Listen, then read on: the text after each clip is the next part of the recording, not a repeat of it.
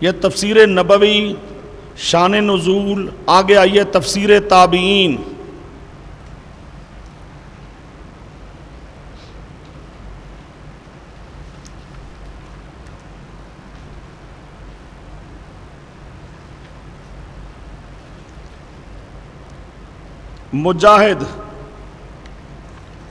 مجاہد تابعی ہے.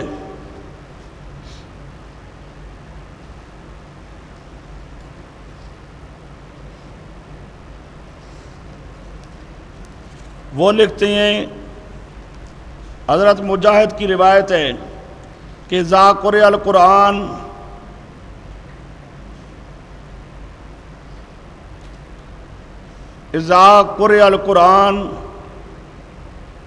کی روایت، یہ جو آیت ہے قال فی الصلاۃ، یہ مجاہد تابعی ہے. ان کی روایت ہے کہ اذا قرئ القرآن، وہ کہتے ہیں قال فی الصلاۃ، یہ آیت نازل ہوئی نماز کے بارے میں. یہ کتاب القراءت صفحہ 110، کتاب القراءت صفحہ 110. اب یہ تابعی بھی کہتا ہے کہ یہ نماز کے بارے میں نازل ہوئی ہے کہ امام تمہارا پڑھے گا، معنی یہ بنے گا امام پڑھے گا، مقتدی ہو تم نے چپ رہنا ہے.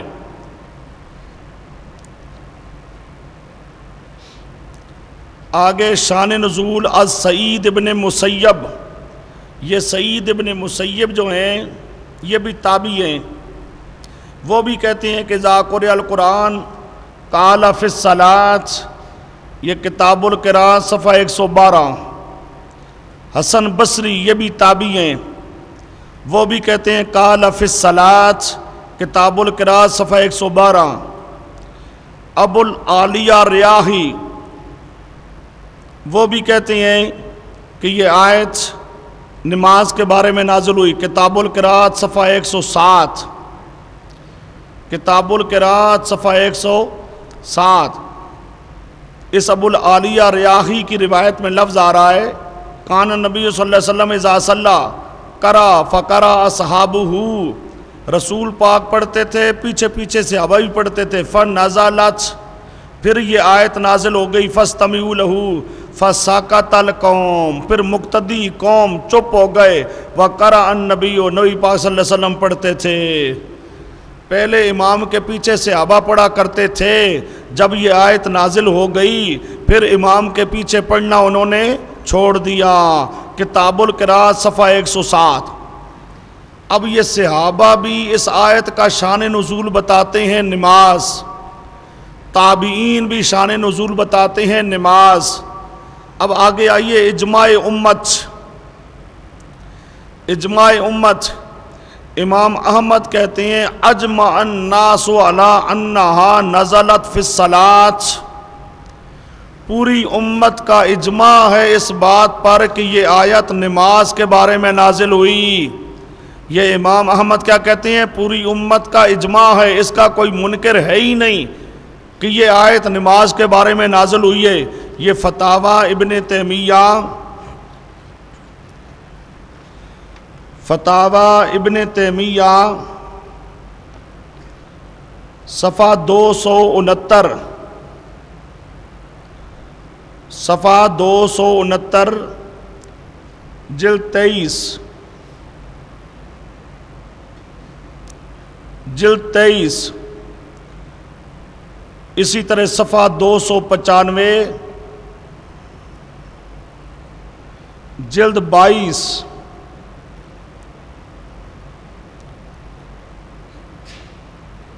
جلد 22. اچھا، اسی طرح مغنی ابن قدامہ صفحہ 605 جلد 1، اسی طرح شرح مغنی للکبیر صفحہ 13 جلد 2. یہ یہاں پر موجود ہے کہ اجماع ہے اس بات پر. اچھا جی، اب قرآن پاک کی آیت پہلے آ گیا، اس کا معنی رسول پاک نے جو کیا پھر صحابہ نے جو اس کا شان نزول بتایا، پھر تابعین نے جو اس کا شان نزول بتایا، پھر پوری امت کا بلکہ اجماع ہے کہ یہ نماز کے بارے میں نازل ہوئی۔ گویا کہ اذا قرئ القرآن، اذا اس وقت سے مراد کون سا وقت ہے؟ نماز با جماعت کا، جب امام تمہارا نماز پڑھا رہا ہو وہ قرآن پڑھے گا، تم نے چپ رہنا ہے۔ اب یہ قرآن پاک کی آیت آپ کے سامنے آئی، اب تھوڑی سی بات اور سمجھو۔ قرآن پاک کے لفظ کیا ہیں؟ اذا قرئ القرآن فاستمعوا لہ۔ یہاں پر ہمارے بعض دوست فاستمعوا کا معنی کر دیا کرتے ہیں کہ سنو، جب قرآن پڑھا جائے تو سنو، پھر جب معنی کرتے ہیں سنو کا تو پھر آگے اعتراض آ جاتا ہے، او جی چلو صبح کی نماز میں تو تم سنو گے لیکن ظہر کی نماز میں تو تم نہیں سنو گے، تو جب سنو تو اس وقت تو خاموش رہو، لیکن نہ سنو تو پھر اب خامخواہ ایک اعتراض بن جائے گا، دوسروں کے لیے گنجائش بن جائے گی۔ اس لیے بات سمجھو، یہ سمع یسمع سمعا و سماعا، سمع یسمع کا معنی ہوتا ہے سننا، تے استمع یستمع اس کا معنی ہوتا ہے توجہ کرنا، کان لگانا، خواہ سنے تے خواہ نہ سنے۔ سمع یسمع کا معنی سننا ہوتا ہے، لیکن استمع یستمع کا معنی سننا نہیں ہوتا۔ استمع یستمع کا معنی ہوتا ہے غور کرنا، توجہ کرنا، کان لگانا۔ اب اس کے لیے ایک حدیث سمجھو، استمع کا معنی سمجھنے کے لیے پیارے پیغمبر صلی اللہ علیہ وسلم کے بارے میں آتا ہے کہ پیارے پیغمبر جب کسی شہر پر حملہ کرنے کا ارادہ کرتے تھے نا، کہیں گئے ہیں، اب وہاں پر کیا کرتے تھے؟ کانا یستمع الاذان، پیارے پیغمبر اذان کے لیے کان لگاتے تھے کہ اس شہر سے اذان کی آواز آتی ہے یا نہیں آتی۔ اذان کی آواز اگر آ جائے تو اس کا مطلب یہ ہے کہ یہ اسلام کو قبول کر چکے ہیں، اور اگر اذان کی آواز نہ آئے تو اس کا مطلب یہ ہے کہ یہ اسلام کو قبول نہیں کر چکے ہیں۔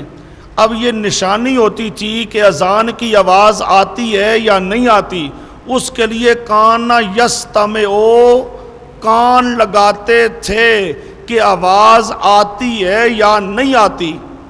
تو استمع یستمع آواز آئے تب بھی بولا جاتا ہے، آواز نہ آئے تب بھی بولا جاتا ہے۔ وہ سمجھے؟ کان یستمع الاذان، اذان کے لیے کان لگاتے تھے۔ آگے فَإِن سَمِعَ، اب الگ آ گیا، پہلے یستمع تھا، اب ان سمع اگر سن لیتے تھے اذان امسکا تو پھر رک جاتے تھے، حملہ نہیں کرتے تھے۔ وَإِلَّا یعنی وَإِن لَمْ يَسْمَعْ اگر نہ سنتے تھے پھر اغارا، پھر حملہ کیا کرتے تھے۔ یہ مسلم شریف صفحہ 166 اور مسند ابی یوانا صفحہ 335 جلد نمبر 1۔ تو اب استمع یستمع کا معنی سننا نہیں، اس کا معنی ہے توجہ کرنا، خواہ سنے تے خواہ نہ سنے۔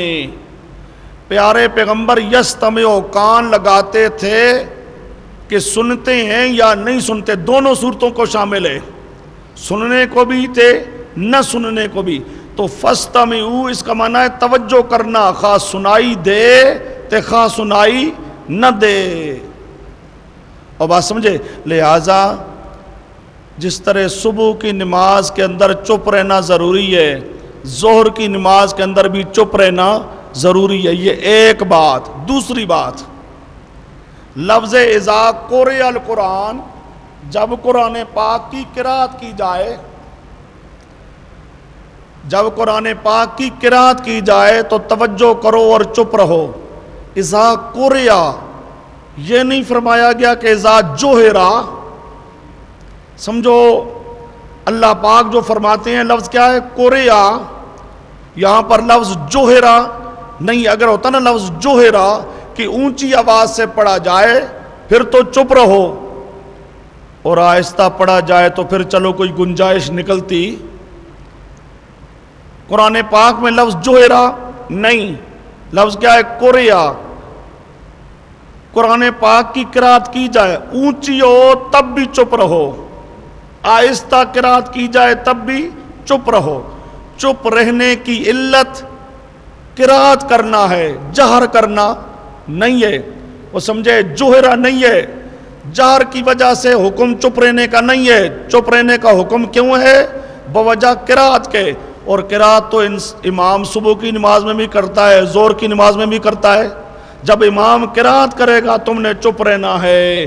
قرات اونچی ہو تب بھی چپ رہو گے، قرات آہستہ ہے تب بھی چپ رہو گے. دو باتیں. تیسری بات، اسی آیت کی تشریح ابھی پیارے پیغمبر نے جو کی، وہاں حدیث آ گئی اذا قرأ فانصتوا، اذا قرأ فانصتوا. وہاں بھی لفظ قرأ ہے، جہرا نہیں ہے. پیارے پیغمبر کہتے ہیں تمہارا امام پڑھے تم چپ رہو. گویا کہ چپ رہنے کی علت قرات ہے. قرات اونچی آواز سے کرے تب بھی چپ رہو، آہستہ آواز سے کرے تب بھی چپ رہو. حدیث میں بھی چپ رہنے کا حکم، اس کی علت قرات، جہر کرنا علت نہیں ہے، قرات کرنا علت ہے. اور قرات جہری نماز میں بھی ہوتی ہے، قرات سری نماز میں بھی ہوتی ہے. لہذا امام قرات کرے گا اور تم نے چپ رہنا ہوگا. اچھا جی، اب امام تمہارا قرات کرے تم چپ رہو. اذا قرئ القرآن، جب قرآن پاک کی قرات کی جائے تم چپ رہو. اب کیا کہیں گے؟ وہ جی یہ آیت تو نازل ہوئی تھی، کافر شور ڈالتے تھے. سمجھو، یہ جب بھی یہ آیت سناؤ گے غیر مقلدین کا جٹ سے جٹ آدمی تمہیں فوراً آگے جواب دے گا.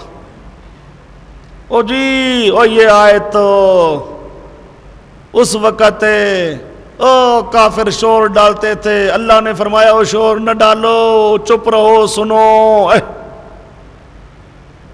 یہ تو کافروں کے لیے آیت ہے، وہ کافر شور ڈالتے تھے ان کے لیے آیت ہے. اب ذرا بات سمجھو.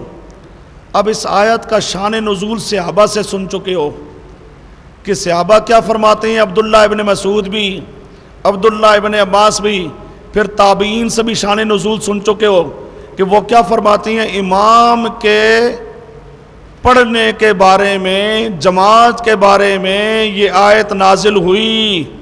کس کے بارے میں نازل ہوئی؟ جماعت، نماز کے بارے میں. نماز کے بارے میں اللہ نے فرمایا امام پڑھے گا، مقتدیو تم چپ رہو. یہ شان نزول کس نے بتایا؟ صحابہ نے، تابعین نے. اور پیارے پیغمبر کی تفسیر بقول امام نسائی کے پڑھائے ہو، پیارے پیغمبر نے بھی مانا کیا کہ امام پڑھے گا تم چپ رہو. اور صحابی کی تفسیر بھی ویسے نبی پاک کی تفسیر ہے، صحابی کی تفسیر بھی نبی پاک کی تفسیر ہے. یہ جو شان نزول ہے صحابہ سے، تو گویا کہ یہ صحابہ کی تفسیر ہے، اور جو صحابہ کی تفسیر ہے تو وہ نبی پاک کی تفسیر ہے. گویا کہ نبی پاک بھی معنی بتاتے ہیں کہ جب امام تمہارا پڑھے تو تم نے چپ رہنا ہے. اب اس آیت کا معنی نبی پاک بھی بتائیں، صحابہ بھی بتائیں، تابعین بھی بتائیں، اور پوری امت کا اجماع بھی بتائے کہ یہ آیت کس کے بارے میں ہے؟ نماز کے بارے میں. امام تمہارا پڑھے گا، مقتدیو تم چپ رہو. اب اس کے مقابل ہمارے دوست جو آگے سے پیش کرتے ہیں وہ جی شور ڈالتے تھے اس لیے یہ آیت نازل ہوئی. یہ شان نزول کس نے بیان کیا؟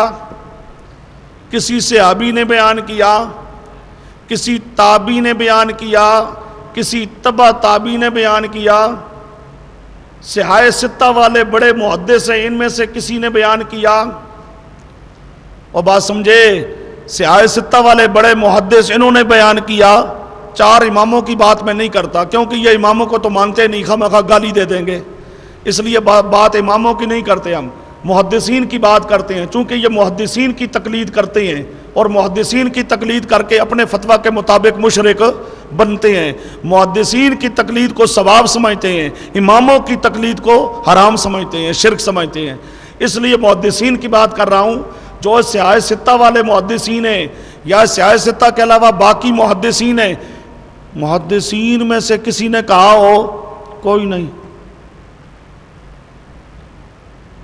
یہ امام رازی سمجھے، امام رازی 7ویں 8ویں صدی میں جا کے آیا، 600 700 سال بعد ایک آدمی آیا جو خود مقلد ہے، اس نے ایک عقلی قیاس لکھا، ان کا طریقہ ہے عقلیات سے تشریح کرتے ہیں کہ شاید یہ معنی ہو، شاید یہ معنی ہو، شاید یہ معنی ہو، تو امام رازی رحمۃ اللہ تعالی علیہ نے ایک عقلی اندازہ، ایک عقلی قیاس ذکر کیا، غیر مقلدوں کو مل گیا، اور مل گیا تو انہوں نے اتنا پھیلایا، اب ہمارے آدمیوں کو اس آیت کا یہ شان نزول صحابہ والا تابعین والا یاد نہیں ہوتا، غیر مقلدوں کا وہ مسئلہ جو نہ شان نزول صحابہ سے، نہ تابعین سے، نہ تبع تابعین سے، نہ محدثین سے، صرف امام رازی کا ایک عقلی اندازہ، امام رازی ایک مقلد کا عقلی قیاس، عقلی اندازہ، وہ سمجھے، اس عقلی اندازے کو انہوں نے اتنا مشہور کیا، فوراً آگے سے کہہ دیں گے یہ آیت تو اس لیے نازل ہوئی تھی، کافر شور ڈالتے تھے تو ان کو اللہ کہتا ہے چپ رہو، یہ آیت ان کافروں کے لیے ہے، ہمارے لیے تو ہے ہی نہیں ہے، یہ آیت کس کے لیے ہے؟ کافروں کے لیے، قربان ان کی عقل پر، یہ آیت کافروں کے لیے نازل ہوئی ہے، کافروں کو کہا جا رہا ہے کافرو چپ رہو، کافرو چپ رہو، اچھا ان کو کہا گیا ہے تو تمہیں کیا کہا گیا ہے؟ تمہیں کچھ نہیں کہا گیا، یہ عقلی ڈھکوسلا صرف امام رازی کا صرف ایک عقلی اندازہ، ادھر کہتے ہیں امام کا اجتہاد اور قیاس مانا جائے تو شرک ہے، تو امام رازی جو ایک مقلد ہے اس کا قیاس ماننے والا پتہ نہیں کون ہوگا۔ اچھا جی، تو بات سمجھو، یہ آگے سے فوراً کہیں گے، آپ آسانی سے بات رکھیں، آپ کہیں بھئی یہ بات کس نے لکھی؟ صحابہ سے ثابت کرو، رسول پاک سے ثابت کرو، صحابہ سے، تابعین سے، تبع تابعین سے۔ اب وہ بتائیں گے نہیں، انہوں نے اس کو ایسا بنایا ہوا جیسے گویا کہ قرآن کی آیت ہے۔ اچھا جی، تو اب وہ شان نزول کوئی نہیں ہے، شان نزول یہ ہے جو آپ کے سامنے صحابہ اور تابعین نے بتایا، یہ شان نزول ہے۔ نماز با جماعت کے بارے میں یہ آیت نازل ہوئی ہے، پھر اور آئیں گے، پھر کہیں گے او جی مکہ میں تو جماعت تھی کوئی نہیں، یہ سورت مکی ہے، سورت اعراف مکی ہے، اور مکہ کے اندر تو جماعت ہی کوئی نہیں تھی، مکہ میں تو جماعت ہی کوئی نہیں تھی۔ اب کون ان کو سمجھائے؟ معراج کب ہوا؟ مکہ میں ہوا، اور معراج میں 5 نمازیں فرض ہوئیں، جبرائیل نے آ کے پیارے پیغمبر کو جماعت کرنے کا طریقہ سکھایا، 5 نمازوں کا وقت بتایا کہ 5 نمازوں کے ان ٹائموں پہ آپ نے جماعت کرنی ہے۔ یہ تو ایک عام مشہور بات ہے۔ اس سے ہٹ کر جماعت مکہ مکرمہ میں ابتدائے اسلام سے ہوتی تھی۔ حضرت عمر فاروق کا واقعہ مشہور ہے، جب عمر فاروق مسلمان ہوئے تھے تو انہوں نے فرمایا کہ یہ کمرے میں چھپ چھپ کر جو جماعت کرتے ہیں، نہیں، اب ادھر جماعت نہیں کریں گے، بیت اللہ شریف میں باہر جا کے جماعت کریں گے۔ حضرت عمر فاروق 6ویں نمبر پہ مسلمان ہونے والا صحابی ہے۔ شروع میں ابتدائی اسلام میں جماعت آ گئی، شروع میں ہی رسول پاک صلی اللہ علیہ وسلم جماعت کے ساتھ نماز پڑھایا کرتے تھے۔ اب اس لیے آپ کے پاس یہ نماز با جماعت کی مشروعیت یہ لکھا ابتدائی زمانہ نبوت سے موجود تھی۔ اس کے لیے حوالہ لکھا ہے 90 شرح مسلم صفحہ 184 جلد 1، فتح الباری صفحہ 60 جلد نمبر 3۔ سورۃ جن پیارے پیغمبر صلی اللہ علیہ وسلم پر نازل ہوئی ہے۔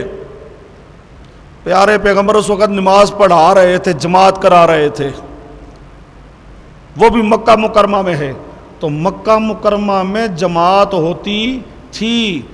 معراج کی رات 5 نمازوں کا حکم ہوا۔ یہ 5 نمازیں پہلے نہیں تھیں، لیکن شروع ابتدائے اسلام سے نماز ہوتی تھی، بلکہ نماز کی جماعت بھی ہوتی تھی۔ اللہ پاک اس جماعت کے بارے میں کہتا ہے کہ امام تمہارا پڑھے گا، مقتدیو تم نے چپ رہنا ہے، تمہیں پیچھے پڑھنے کی اجازت نہیں ہے۔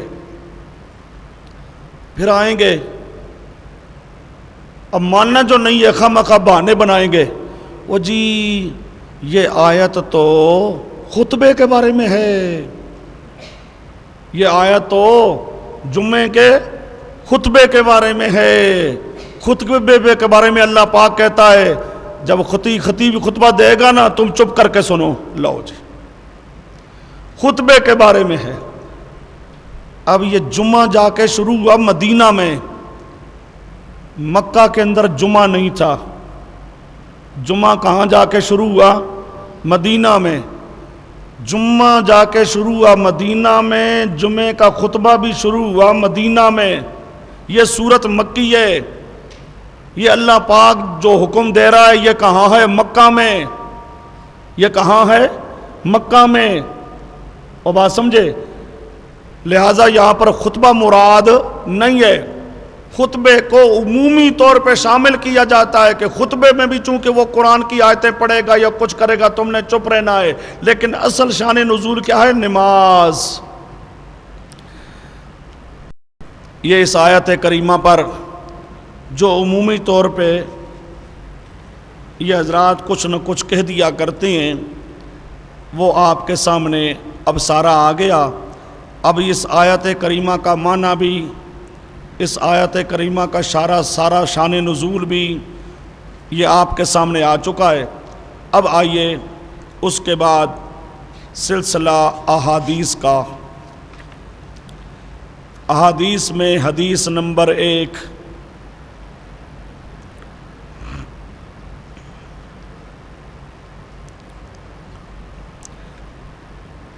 حدیث نمبر 1، حضرت ابو موسیٰ اشعری رضی اللہ تعالی عنہ فرماتے ہیں کہ رسول پاک صلی اللہ علیہ وسلم نے ہمیں خطبہ دیا۔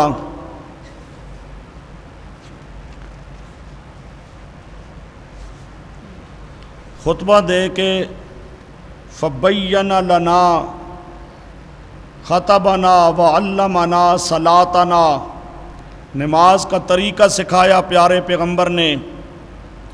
فقال، رسول پاک نے فرمایا، اذا صلیتم فاقیموا صفوفکم، جب نماز پڑھنے لگو صفیں درست کرو۔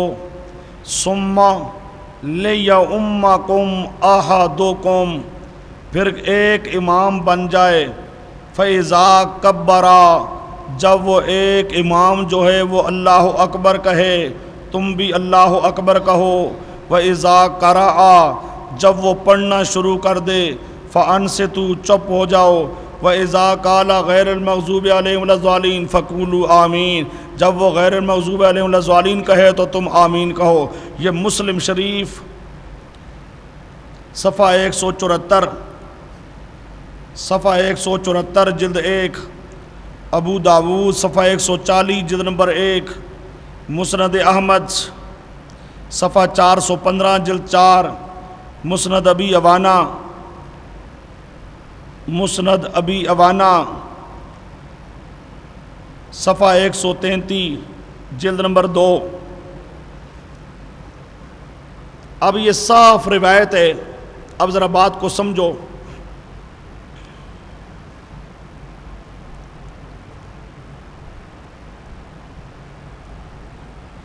اب یہاں پر امام مقتدیوں دیکھو پوری تقسیم آ رہی ہے، جماعت کا ذکر کر رہے ہیں پیارے پیغمبر، جماعت کا طریقہ سمجھا رہی ہیں۔ نماز کھڑی کرو، پھر کیا کرو جی، صفیں درست کرو، ایک امام بن جائے باقی مقتدی۔ اب امام کہے اللہ اکبر فکبروا، اب یہ حکم کس کو؟ مقتدیوں کو، مقتدیوں تم بھی کہو اللہ اکبر۔ امام پڑھنا شروع کر دے، مقتدیوں تم چپ ہو جاؤ، پڑھتے پڑھتے غیر المغضوب علیہم ولا الضالین پہ پہنچے، تم آمین کہو۔ اب سمجھو، امام نے پڑھنا ہے اور تم نے چپ رہنا ہے۔ کون سی صورت؟ جس صورت میں غیر المغضوب علیہم ولا الضالین آ رہا ہے، امام کون سی صورت پڑھے گا؟ یہ غیر المغضوب علیہم، یہ صورت امام پڑھے گا، تم چپ رہو گے، پڑھتے پڑھتے ولا الضالین پر پہنچے گا۔ اب مقتدیوں کو حکم ہے کہ تم نے آمین کہنا ہے۔ اب یہ سری روایت ہے کہ امام فاتحہ پڑھے گا، تم فاتحہ نہیں پڑھو گے، خاموش رہو گے۔ غیر مقلد یہاں بھی کہا کرتے ہیں جی یہاں فاتحہ کا لفظ تو نہیں آیا، فاتحہ، یہ لفظ فاتحہ یہ تو نہیں آیا بھئی، یہ غیر المغضوب علیہم ولا الضالین جو آ گیا، تو اب یہ غیر المغضوب علیہم ولا الضالین یہ سورت طٰہٰ کے اندر تو نہیں آتا، یہ سورت ہود کے اندر تو نہیں آتا، یہ غیر المغضوب علیہم ولا الضالین جو آ گیا تو فاتحہ کا ذکر تو آ گیا۔ یہ غیر المغضوب علیہم والی سورت یعنی فاتحہ امام پڑھے گا، مقتدیوں تم نے یہ فاتحہ نہیں پڑھنی ہے، تم نے چپ رہنا ہے۔ ایک بات، دوسری بات، یہ امام پڑھے تو مقتدی چپ رہیں، پھر بعد میں آ رہا ہے امام ولا الضالین کہے، مقتدی آمین کہیں۔ آمین سے پہلے امام کے پڑھنے کا ذکر، مقتدی کو چپ ہونے کا حکم۔ کس سے پہلے؟ آمین سے پہلے۔ آمین سے پہلے کون سی صورت پڑھی جاتی ہے؟ یہی فاتحہ پڑھی جاتی ہے۔ اب کوئی کہے جی یہاں فاتحہ کا نام نہیں ہے، غیر المغضوب علیہم ولا الضالین آ گیا، اس سے بھی معلوم ہوا صراحتاً فاتحہ کا ذکر آ رہا ہے۔ پھر آمین سے پہلے بھی سورت فاتحہ آخر پڑھی جاتی ہے، تو آمین سے پہلے امام پڑھے گا، اور آمین سے پہلے جو سورت پڑھی جائے گی مقتدی چپ رہیں گے، وہ سورت نہیں پڑھیں گے۔ وہ آمین سے پہلے والی سورت کون سی سورت ہے؟ فاتحہ۔ امام فاتحہ پڑھے گا، مقتدی فاتحہ نہیں پڑھیں گے، چپ رہیں گے۔ اچھا جی، اب یہ امام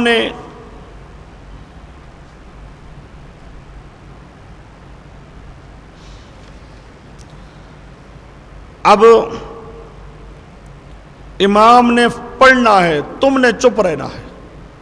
اسی میں آگے آتا ہے اذا قال سمع اللہ لمن حمدہ، امام کیا کہے گا؟ سمع اللہ۔ مقتدیوں کو حکم ہے تم کیا کہو؟ ربنا لک الحمد، یا ربنا ولک الحمد، یا اللہم ربنا ولک الحمد۔ یہ مختلف الفاظ حدیث میں آتے ہیں۔ امام کہے گا سمع اللہ لمن حمدہ، اب امام یہ کہے گا، مقتدی کیا کہیں گے؟ ربنا لک الحمد۔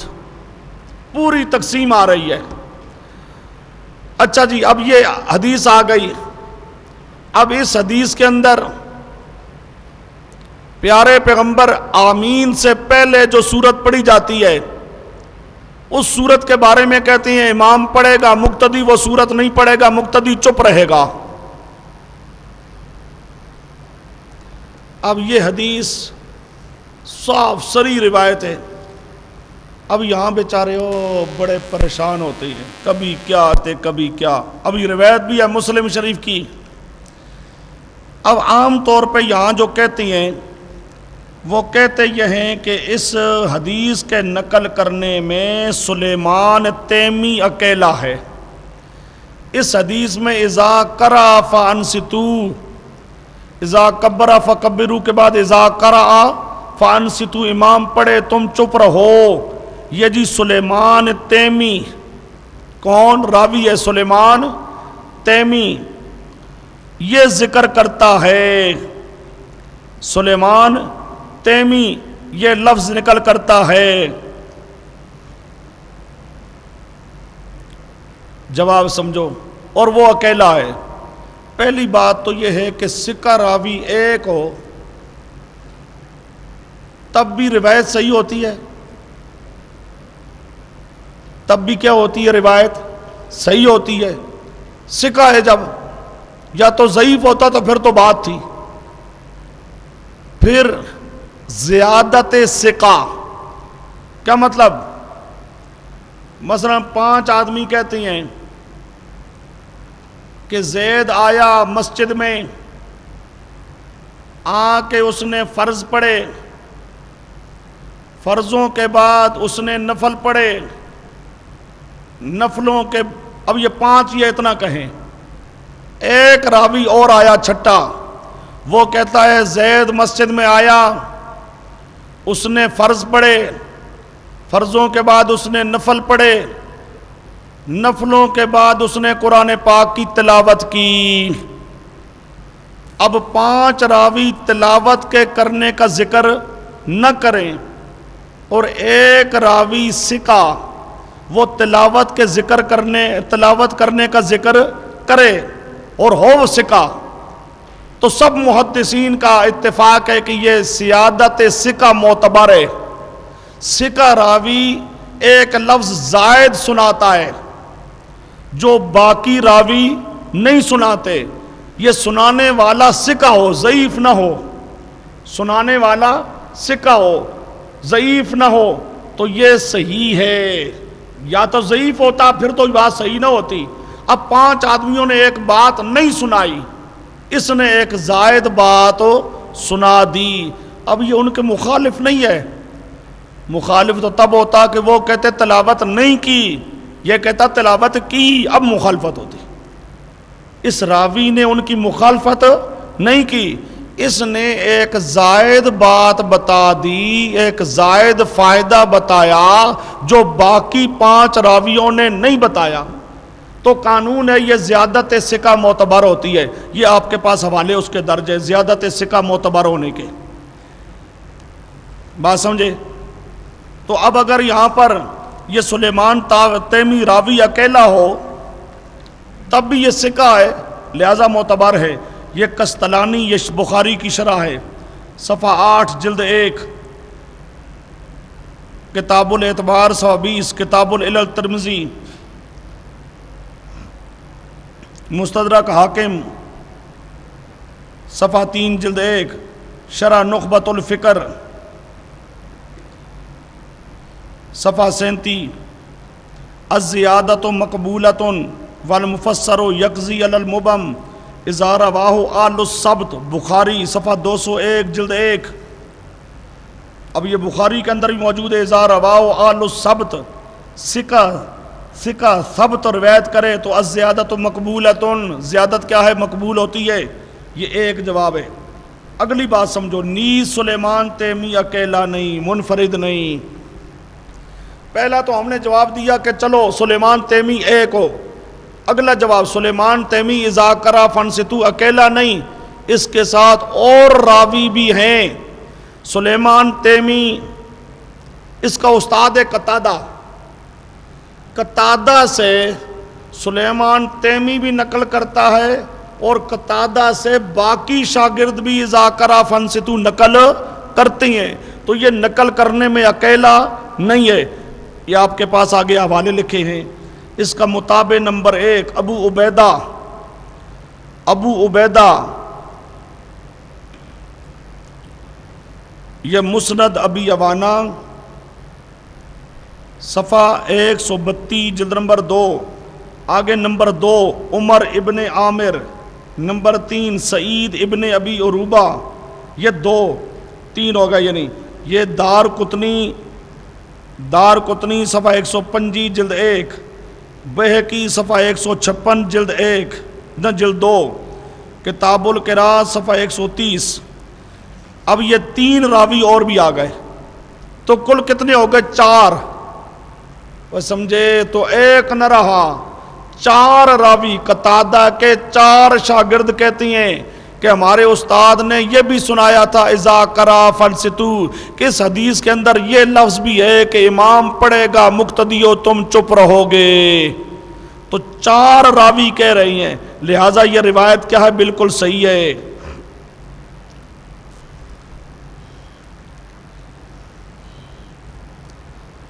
آگے آپ کے ساتھ پاس ہے حدیث نمبر 2، اذا قال القاری غیر المغضوب علیہم ولا الضالین فقال من خلفہ آمین، مسلم شریف صفحہ 176۔ یہ دوسری حدیث ہے۔ اب یہاں استدلال ہمارا اور ہے، اذا قرأ فانصتوا کی بات تو ہو گئی، دوسری حدیث یہی ابو موسیٰ اشعری کی، لیکن دوسری حدیث الگ ہے۔ اذا قال القاری غیر المغضوب علیہم ولا الضالین، جب قاری غیر المغضوب علیہم ولا الضالین پڑھے تو تم تو پچھلے آمین کہیں۔ غیر المغضوب علیہم ولا الضالین پڑھنے والا القاری، وہ پڑھنے والا کون؟ القاری، القارئون نہیں ہے کہ سارے امام بھی تو مقتدی بھی نہیں، القاری صرف ایک۔ یہ بھی حدیث بتاتی ہے کہ غیر المغضوب علیہم یہ صرف امام نے پڑھنا ہے، ایک پڑھنے والا ہوگا، باقی آمین کہیں گے۔ باقی کیا کہیں گے؟ آمین۔ اب یہ مسلم شریف صفحہ 176 جلد نمبر 1، حدیث نمبر 3، عن ابی ہریرہ رضی اللہ تعالیٰ عنہ، رسول پاک نے فرمایا اذا قال الامام غیر المغضوب علیہم ولا الضالین فقولوا آمین۔ یہ بخاری شریف صفحہ 108۔ اب یہ حدیث ذرا سمجھو، یہاں استدلال اور ہے۔ حضرت ابو ہریرہ فرماتے ہیں پیارے پیغمبر نے فرمایا اذا قال الامام، اے ذرا خیال کرو، اذا قال امام پڑھے غیر المغضوب علیہم ولا الضالین فقولوا، مقتدیو تم کہو آمین۔ اب غیر المغضوب علیہم ولا الضالین کس نے پڑھنا ہے؟ پیارے پیغمبر کہتی ہیں امام۔ اور سمجھے یہ کون پڑھے گا فاتحہ؟ امام، مقتدی آمین۔ مقتدیوں نے کیا کہنا ہے؟ آمین۔ اسی میں آگے آتا ہے امام کہے گا سمع اللہ لمن حمدہ، بات کو سمجھو، سمع اللہ لمن حمدہ، مقتدی کہیں گے ربنا لک الحمد۔ تقسیم ہے، یعنی مقتدی نے سمع اللہ نہیں پڑھنا ہے، اور بات سمجھے، امام نے کہنا ہے سمع اللہ، مقتدی نے ربنا لک الحمد۔ اسی طرح پیارے پیغمبر کہتے ہیں امام نے پڑھنا ہے غیر المغضوب علیہم ولا الضالین، یہ صورت امام نے، مقتدی نے آمین۔ مقتدی ادھر ہے، امام سمجھو، اب امام غیر المغضوب علیہم، امام سمع اللہ، مقتدی ادھر آمین، اور ربنا لک اس کا حصہ ادھر ہے، اس نے ادھر نہیں آنا ہے۔ جس طرح ربنا لک الحمد کہنا ہے، مقتدی نے سمع اللہ نہیں کہنا ہے، وہ سمجھے، اسی طرح مقتدی نے آمین کہنا ہے، مقتدی نے غیر المغضوب علیہم ولا الضالین والی صورت نہیں پڑھنی ہے۔ یہ دلیل نمبر 3 ہے۔ یہ آگے حدیث نمبر 4، یہ ابو موسیٰ اشعری سے، یہ بھی اسی طرح تقسیم کہ چلو نمبر 3 پہ رکو.